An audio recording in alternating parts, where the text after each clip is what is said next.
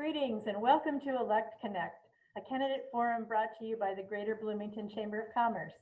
I'm Mary Morgan, the Chamber's Director of Advocacy and Public Policy. We're joined today by Jessica McClellan, a Democrat running for Monroe County Treasurer.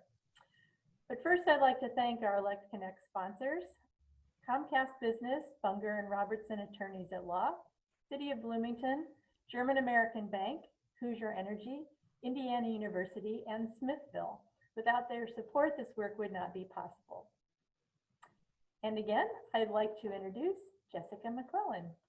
Jessica, thank you so much for joining us. You're welcome.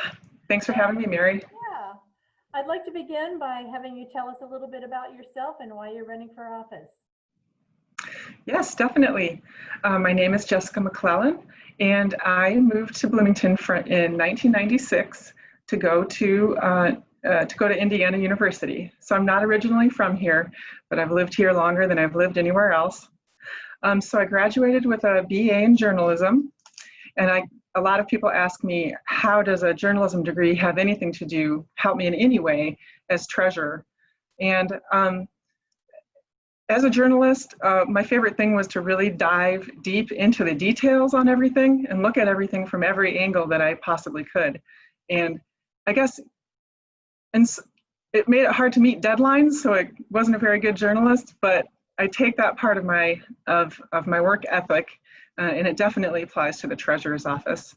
We have a lot of different ways that we collect our bills, and we have a lot of different ways that we try to reach out to our taxpayers. And so it's really good to dive into all those details really deeply, always be looking at the numbers and trying to understand how to do what we do better. So I've been with the county since 2011.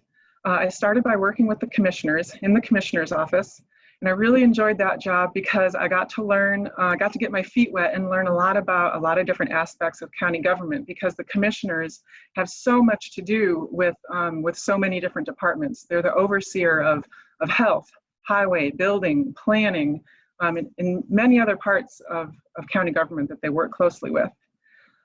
So it was pretty much then and there that I decided I'd found what I loved, and I wanted to commit my career to being a public servant.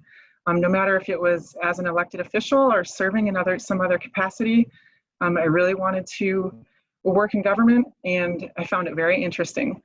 So then I was lucky enough to move to work in the assessor's office. There I became a level 2 county assessor appraiser, and I learned a lot about assessing property in Indiana and market value, and how that ties to our tax bill and our budgets.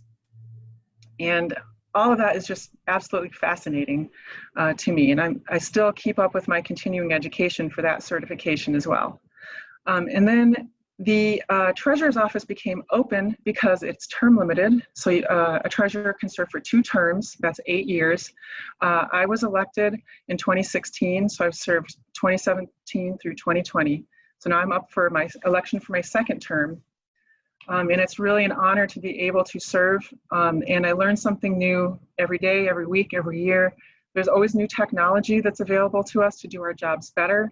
And I take the safety of our money and the safety of our taxpayers' information very seriously. So a couple other things about myself that I just wanted to share with everyone is that I'm on the Monroe County Women's Commission, which is an amazing group of people. We have several great programs. One is Girls Coding Week, where we partner with Ivy Tech and the IU Center for Women in Technology to teach middle school girls coding. And the other is a healthy eating cooking class that we partner with Banneker to put on, and funded by a grant from the Indiana State Department of Health. And I'm also on the Hoosier Hills Food Bank board. I'm treasurer for that organization. It's an amazing organization, and I just wanted to share with everyone that they have done amazing things since COVID-19 started, and they have pushed themselves way past what they ever thought their capacity could be, and they have succeeded, and they've just served incredibly throughout this, and I'm very proud to be part of that organization. Well, speaking of COVID-19, I'm curious as how the pandemic has affected the treasurer's office, and if there are any things you changed or plan to change because of the impact of the pandemic on our community?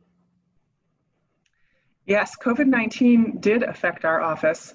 We send tax bills out in April, and our tax bills went out on April 1st, and we received word that the spring due date was going to be extended days before our tax bills were put in the envelopes and mailed to the mailboxes.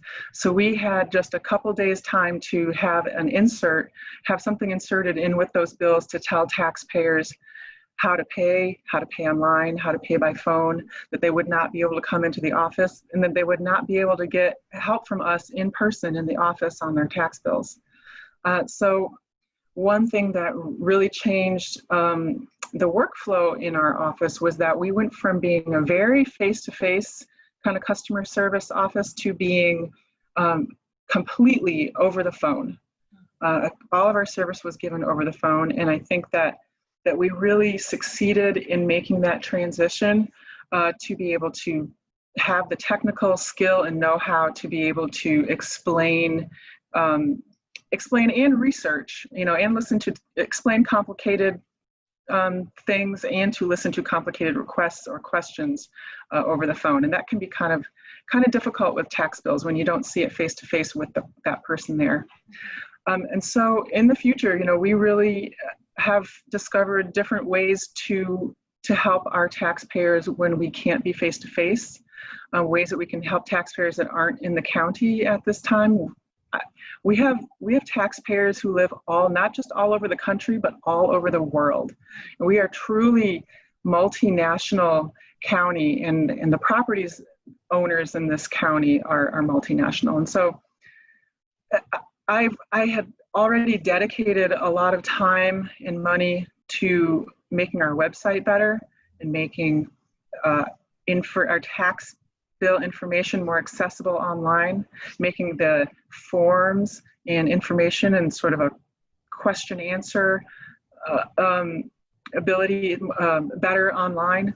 And that really, really served us well during this pandemic. And I'm really glad that we had that there for the customers, and we're going to work really hard to keep that up and improve our e-billing communication and anything we can do to help people remotely.